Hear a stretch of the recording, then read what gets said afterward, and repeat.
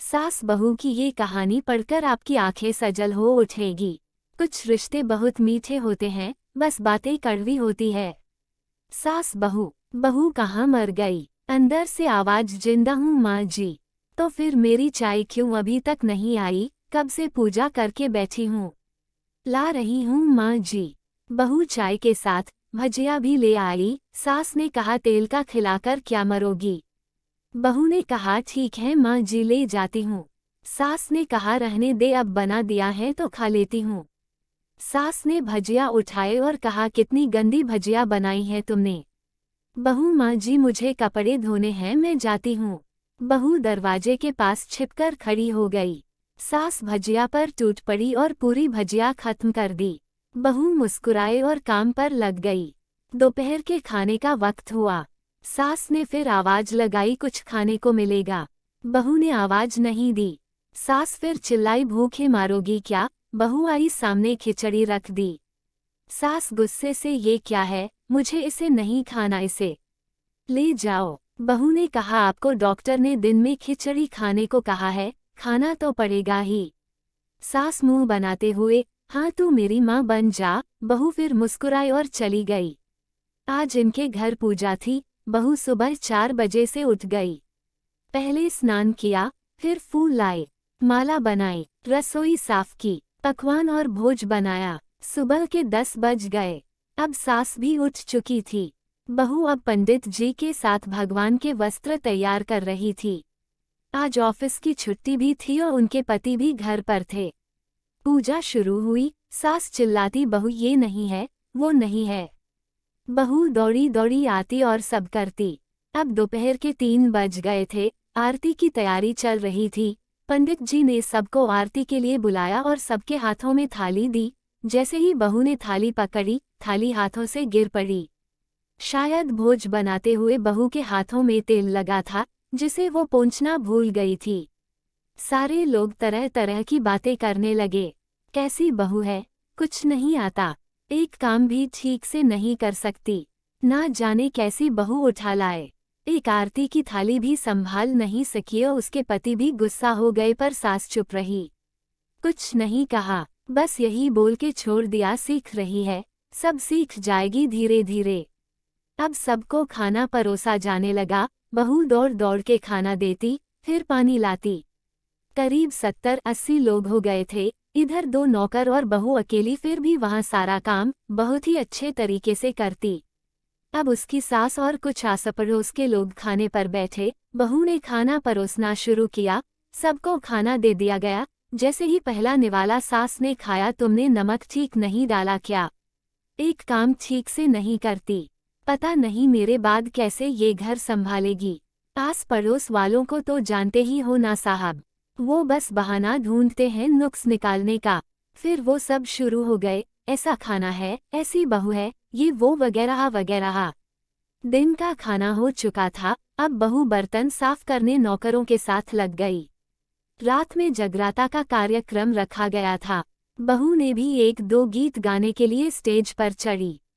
सास जोर से चिल्लाई, मेरी नाक मत कटा देना, गाना नहीं आता तो मत गा, वापस आ जा। बहू मुस्कुराए और गाने लगी। सबने उसके गाने की तारीफ की, पर सास मुंह फुलाते हुए बोली, इससे अच्छा तो मैं गाती थी जवानी में, तुझे तो कुछ भी नहीं आता। बहू मुस्कुराए और चली गई। अब रात का खाना खिलाया जा रहा था। उसके पति के ऑफिस के दोस्त साइड में ही ड्रिंक करने लगे। उसका पति चिल्लाता, थोड़ा बर्फ लाओ, तो सास चिल्लाती, यहाँ दाल नहीं है, फिर चिल्लाता, कोल्ड ड्रिंक नहीं है, पापड़ ले आओ। इधर उधर आखिरी में उसके पति की शराब गिर पड़ी उसके एक दोस्त पर और बोलत टूट गई। पति गुस्से में 2 झापड़ अपनी पत्नी को लगाते हुए कहता है, जाहिल कहीं की, देखकर नहीं कर सकती, तुझे इतना भी काम नहीं आता। सारे लोग देखने लगे। उसकी पत्नी रोते हुए कमरे की तरफ दौड़ी। फिर उसके दोस्तों ने कहा, क्या यार, पूरा मूड खराब कर दिया, यहाँ नहीं बुलाया होता, हम कहीं और पार्टी कर लेते। कैसी अनपढ़ गंवार बीवी ला रखी है तूने, उसे तो मेहमानों की इज्जत और काम करना तक नहीं आता, तुमने तो हमारी बेइज्जती कर दी। अब आस पड़ोस की औरतों को और बहाना मिल गया था। वो कहने लगी, देखो क्या कर दिया तुम्हारी बहू ने, कोई काम की नहीं है। मैं तो कहती हूँ अपने बेटे की दूसरी शादी करा दो, छुटकारा पाओ इस गंवार से। सास उठी और अपने बेटे के पास जाकर उसे थप्पड़ मारा और कहा, अरे नालायक, तुमने मेरी बहू को मारा, तेरी हिम्मत कैसे हुई? तेरी टांग तोड़ दूंगी। उसके बेटे के दोस्त कुछ कहने ही वाले थे कि उसकी मां ने घूरते हुए कहा, चुप, बिल्कुल चुप। यहाँ दारू पीने आए हो, जबकि पता है आज पूजा है और तुम्हें पार्टी करनी है। कैसे संस्कार दिए हैं तुम्हारे माता पिता ने? और किसने मेरी बहू को जाहिल बोला? जरा इधर आओ, चप्पल से मारूंगी अगर मेरी बहू को किसी ने शब्द भी कहा तो। अरे पापी, तूने उस लड़की को बस इसलिए मारा कि तेरी शराब टूट गई? पापी, वो बच्ची सुबह 4 बजे से उठी है, घर का सारा काम कर रही है, ना सुबह से नाश्ता किया ना दिन का खाना खाया, फिर भी हंसते हुए सबकी बातें सुनते हुए, ताने सुनते हुए घर के काम में लगी रही। तेरे यार दोस्तों को वो अच्छी नहीं लगी। जूते से मारूंगी तेरे दोस्तों को जो कभी उन्होंने ऐसा कहा। उसके यार दोस्त चुपके से खिसक लिए। अब सास बहू के कमरे में गई और बहू का हाथ पकड़कर बाहर लाई। सबके सामने कहने लगी, किसने कहा था अपनी बहू को घर से निकाल के दूसरी बहू ले आना? जरा सामने आओ। कोई सामने नहीं आया। फिर सास ने कहा, तुम जानते भी क्या हो इस लड़की के बारे में? ये मेरी माँ भी है, बेटी भी। माँ इसलिए मुझे गलत काम करने पर डांटती हैं और बेटी इसलिए कभी कभी मेरी दिल की भावनाएं समझ जाती हैं। मेरी दिन रात सेवा करती है, मेरे 1000 ताने सुनती है पर एक शब्द भी गलत नहीं कहती, ना सामने ना पीठ पीछे। और तुम कहते हो दूसरी बहू ले आऊं?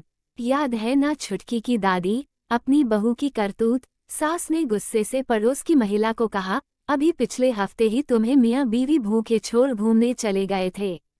मेरी इसी बहू ने 7 दिनों तक तुम्हारे घर पर खाना पानी, यहाँ तक कि तुम्हारे पैर दबाने जाती थी और तुम इसे जाहिल बोलती हो। जाहिल तो तुम सब हो जो कोयले और हीरे में फर्क नहीं जानते। अगर आइंदा मेरी बहू के बारे में किसी ने एक लफ्ज भी बोला तो मुझसे बुरा कोई नहीं होगा, क्योंकि ये मेरी बहू नहीं, मेरी बेटी है। बहू अंडस को सिसकियां लेते हुए फिर कमरे में चली गई। सास ने एक प्लेट उठाए और भोजन परोसा। बहू के कमरे में खुद ले गई। सास को भोजन लाते देखा तो बहू ने कहा, अरे माँ जी आप क्या कर रही हो, मैं खुद ले लेती। सास ने प्यार से ताना मारते हुए कहा, डर मत, इसमें जहर नहीं है, मार नहीं डालूंगी तुझे। तुझे नई सास चाहिए होगी, पर मुझे अभी भी तू ही मेरे घर की बहू चाहिए। बहू ने अपनी सास को रोते हुए गले से लगा लिया।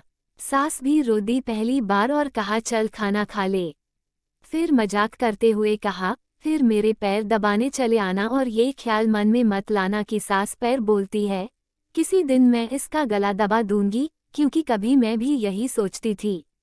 दोनों खूब हंसने लगती हैं। कुछ रिश्ते बहुत मीठे होते हैं, बस बातें कड़वी होती हैं।